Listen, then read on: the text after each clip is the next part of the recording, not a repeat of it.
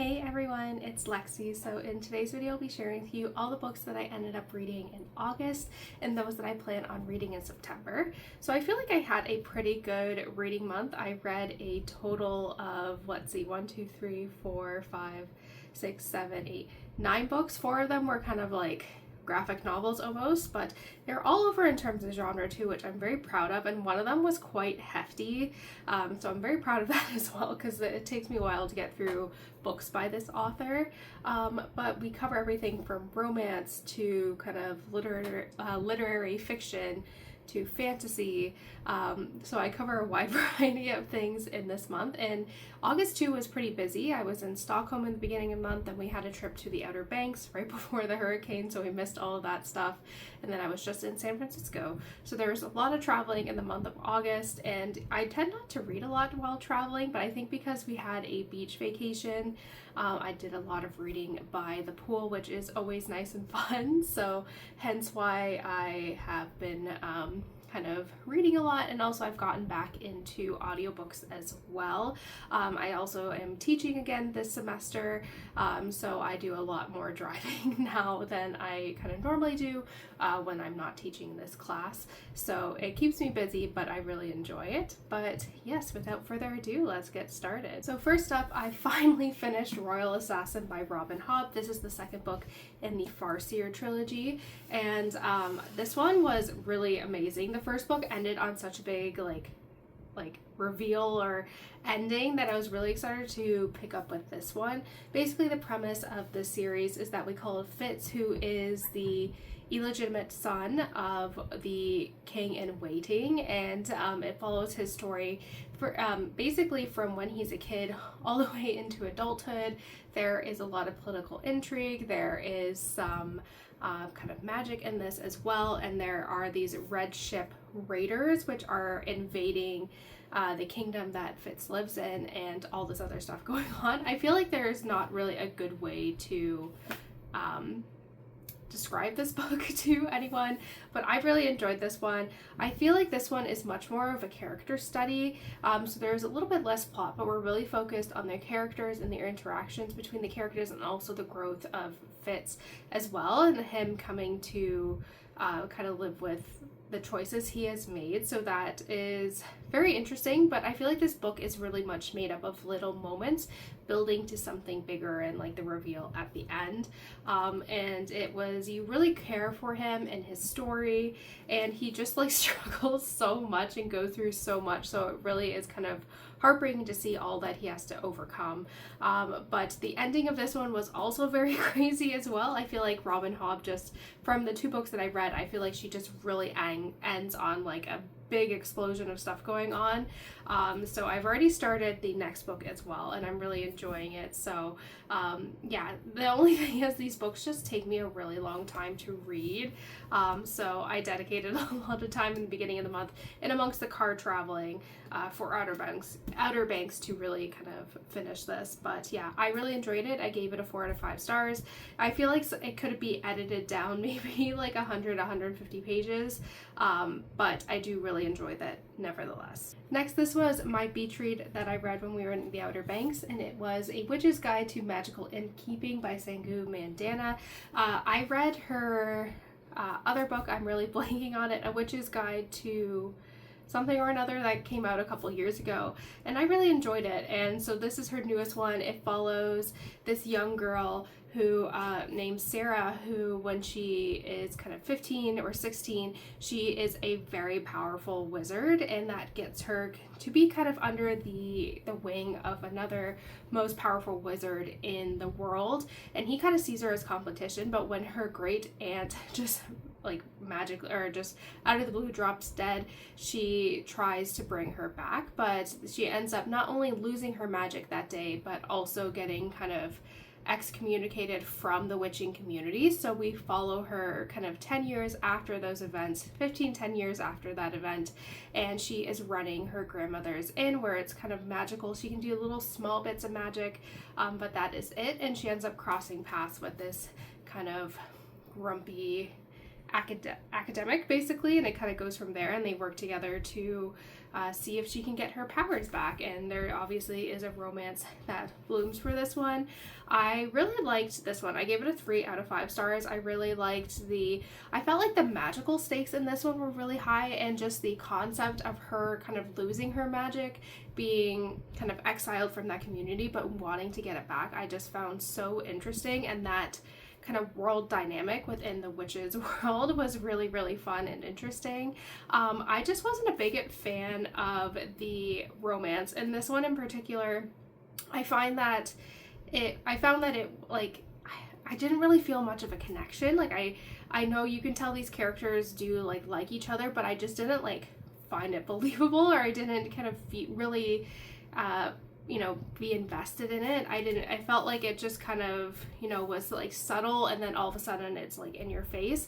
So it was not something that I found believable. I really wasn't rooting for this romance, and then it just gets hot and heavy, and you're just like, oh, okay. But that would be my biggest thing, is that I did love, you can tell a lot of thought went into like the magical plot, but I just wasn't the biggest fan of the romance in this one. So like I said, I gave this one a 3 out of 5 stars. I really enjoyed aspects of it, but I wasn't really here for the romance. So speaking of another romance book, I ended up picking up the audiobook for Say You Remember Me by Abby Jimenez, which I really enjoyed. It was, I feel like when I'm looking for romance and connection between the characters, this is what I want to see. It was very believable. So it follows 2 characters who end up, one is a very grumpy vet, and the other one is a social media manager for a mustard company, and they end up having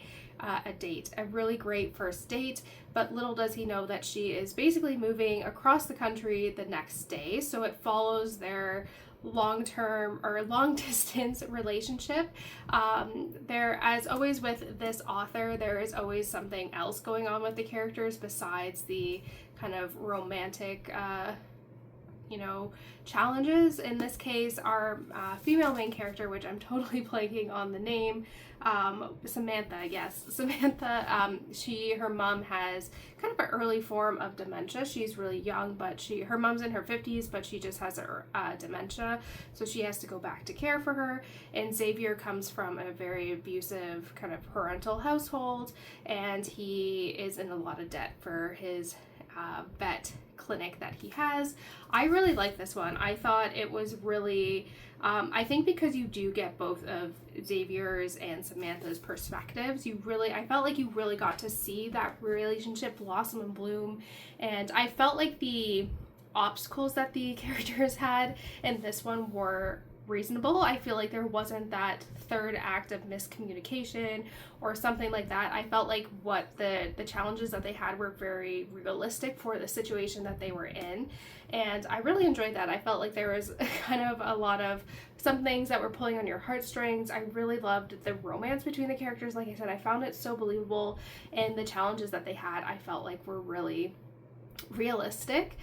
So I did really enjoy this one. It did get to a point where there was just like one thing after another of like bad things happening that when I was listening to the audiobook, I was doing some weedings in my garden, and I'm just like, Jesus, like, oh my God, like it was just like, I got to the point where it was just like a little bit unbelievable, but nevertheless I still really enjoyed it. And like I said, if you can get the audiobook for this one, I really recommend it. They do kind of different narrators for both the Samantha's and Xavier's perspective, and a lot of times if they're talking to each other, it switches between the narrator, so it sounds like it's a conversation. So this was a really great audiobook, and I think I might do more of hers as audiobooks as well, because I really enjoyed it. So this one I gave a 4 out of 5 stars. I think this is like a perfect kind of beach summer romance read, and like I said, I really enjoyed it. Definitely one of my favorite romance books of the year. Next, I finally got around to reading this book that's been on my TBR for a while, which is Northwoods by Daniel Mason.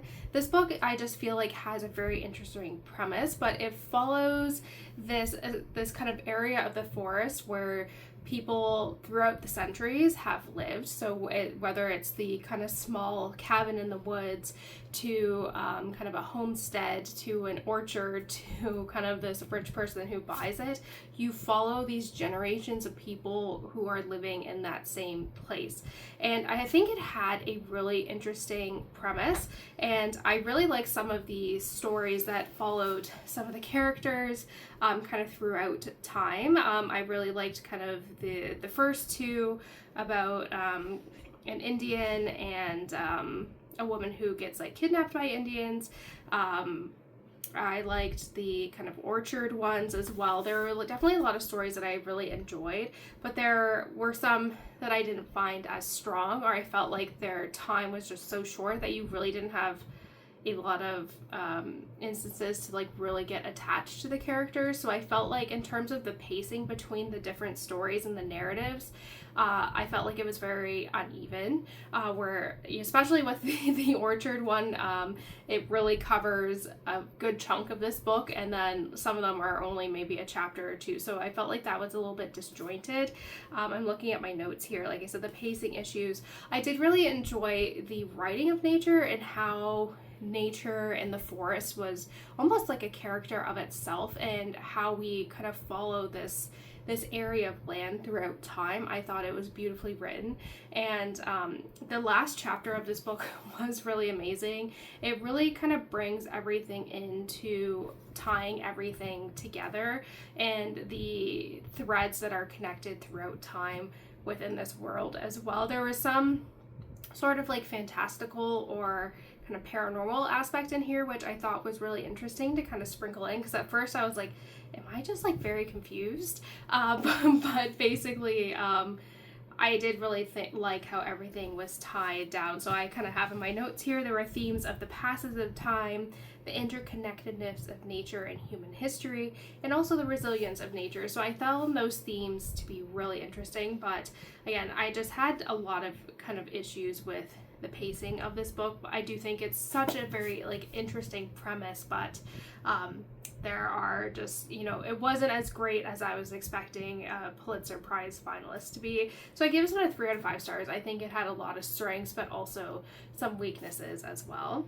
Next, I listened to the audiobook for Orbital by Samantha Harvey. This is a kind of a very short book that I was, it has been on my radar and I've just been interested in. I've heard like people rave about it, but then also the Goodreads are a little bit mixed. And unfortunately, this is one that didn't really hit for me. It really missed its mark. It follows a group of astronauts that are on kind of the space shuttle orbiting Earth, and we follow them over like 1 day's worth of I guess how many times they go around in orbit. So we follow them on 1 day, and it really kind of is them, their experiences, but also reflecting on their life back on Earth. And like I said, it really had an interesting premise. I really liked how it kind of covered an entire day's worth of revolutions around the Earth. But I just didn't think it was really hard hitting. I think it really tried to be very poignant in terms of talking about how really small we are, and for when we're looking at Earth from space. And I felt like it really tried to be poignant and like have a lot of deep meaning to it, but it just kind of fell flat. There was just a lot of lists. Like at one point she just lists all of the Great Lakes, or she'll be like, oh, now we can see Ireland, then the UK, oh look, there's Spain and France. And so it was just like literally just a lot of lists the entire time, and I didn't enjoy it. I'm happy I did the audiobook for this one because I could listen to it really fast, and I was like, because I'm like, at this point I don't care, but I'm 75% in, so I might as well finish it. And I'm happy I got it from the library too, because I just did not enjoy it. But yeah, it just like, it has an interesting premise, but a poor execution. Like I couldn't even tell you what the different characters were. It was literally a lot of words for nothing, basically. I felt like it lacked substance. I felt like it lacked meaning and a purpose. Like I said, it was just mostly lists. It was lists of countries and bodies of water and just random lists of things. Like it's just a little, I think it really missed the mark. And I know this is like a Booker finalist, or this book was like well critically received, but I just again, kind of with Northwoods, I just expect a book that is held to this critical standard to be better, and just the execution of this one was not great. And finally, to round out the month, I got the ebooks for Tangled the series volume 1 through 4, and these are just cute. I felt like I needed something a little bit lighter, especially having just finished Northwood. I needed something just a little bit lighter, and for days when I wanted a break from Assassin's Quest, which I'll talk about later. But yeah, this one is just kind of a comic book of different short stories within the Tangled the series world, and I really thought they were cute. I gave them 3 out of 5 stars. They were just like a fun read, and I was really tired the week of when I was reading this, so it was something light, something fun. There was a little bits of humor and things that are, I think if you had watched the TV show, tie in a little bit better. But yeah, I really loved the art style. It was just, a fun read, just something fun to do to take my mind off some of these kind of denser books that I read this month. Alright, so that's kind of all that I read for August, so let's move ahead to books that I plan on reading in September. Like I said, I'm kind of currently making my way through this chonker of a book that is 850 pages, which is the final book in the Farseer trilogy, which is Assassin's Quest. I won't talk too much about this one because I gave you a little bit of a synopsis, but this is obviously the concluding novel, and I have 7 days left in my ebook of this one just because it's very chonky and it's too big to bring to work to read, so I have a deadline to finish this, but I'm really excited to see what happens and how things kind of wrap up. I know there are another continuation of books within this series, which is interesting, or spin-off series, which I will definitely be doing and reading, but my goal, like I said, is to finish this one. Next, this is one that has been on my TBR for the past few months, but I definitely want to get to. I feel like it's just a kind of more light-hearted read, and it is Remarkably Bright Creatures by Shelby Van Pelt. I won't go into this one too much because I already talked about it, but this one I definitely do want to get to this month. Like I said, I'm back with audiobooks just because with all the driving I have to do now with teaching, in addition to going into my regular day job. So just a lot of driving, and until the new Taylor Swift album comes out, I've been just listening to audiobooks. So I did get the audiobook for Spells for Forgetting by Adrienne Young, which I'm very excited about. This has been on my TBR for a while. I think I wanted to get to this in the spring, but just never had the time. But it just sounds so interesting. So it says, Emery's life changed forever the night her best friend was found dead, and the love of her life, August, was accused of murdering her. Years later, she is doing what her teenage self swore she would never do, living a quiet existence in the misty, remote shores of Sorsey Island and running the family's business. But when the island, rooted in folklore and magic, begins to show signs of strange happenings, Emery knows that something is coming. In the morning, she wakes to find that every single tree on Sorsey has turned color in a single night. August returns for the first time in 14 years and unearths the past that the town has tried desperately to forget. So this one just seems interesting, and like I said, I got the audiobook for this one, so I definitely will be getting it to it. But yeah, it just seems like it is just eerie. I love the murders, and it seems like it's just going to be a very atmospheric read.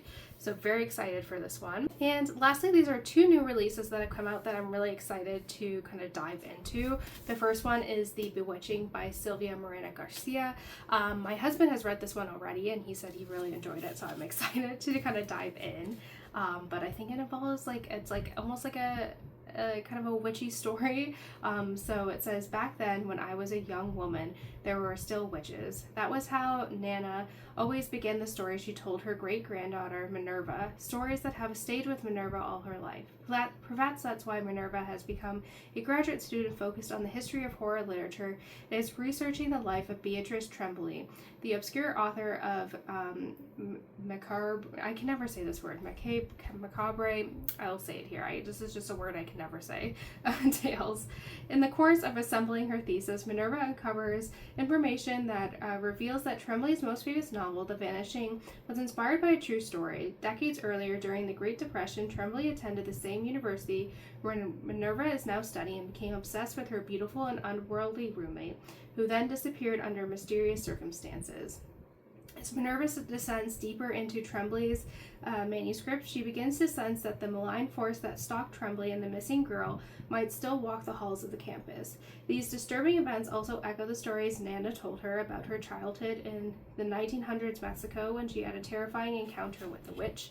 This one just seems fun and interesting, and like I said, my husband really enjoyed this one, and I'm definitely excited to dive in. And lastly, I have Hemlock and Silver by T. Kingfisher. This is again another book that my husband has read already and has really enjoyed. He is a speed reader, so he gets through books very fast. But this one is, I think, like a loosely based Snow White retelling. So it says, healer Anja regularly drinks poison, not to die but to save, seeking curses for those everyone else has given up. But a summons from the king interrupts her quiet, herb-obsessed life. Her daughter Snow is dying, and he hopes Anja's unorthodox methods can save her. Aided by a guard, a narcissistic cat, and the passion for the scientific method, Anja rushes to treat Snow, but nothing seems to work. That is until she finds a secret world hidden inside a magic mirror.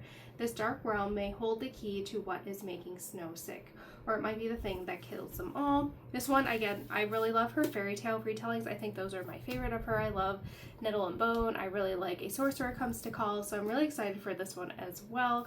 I feel like this is kind of a perfect kind of introduction into fall read.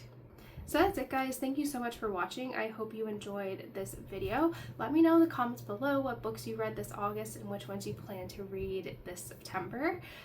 But yeah, thank you guys so much for watching. Don't forget to give this video a thumbs up, and I will see you guys next time. Bye, guys.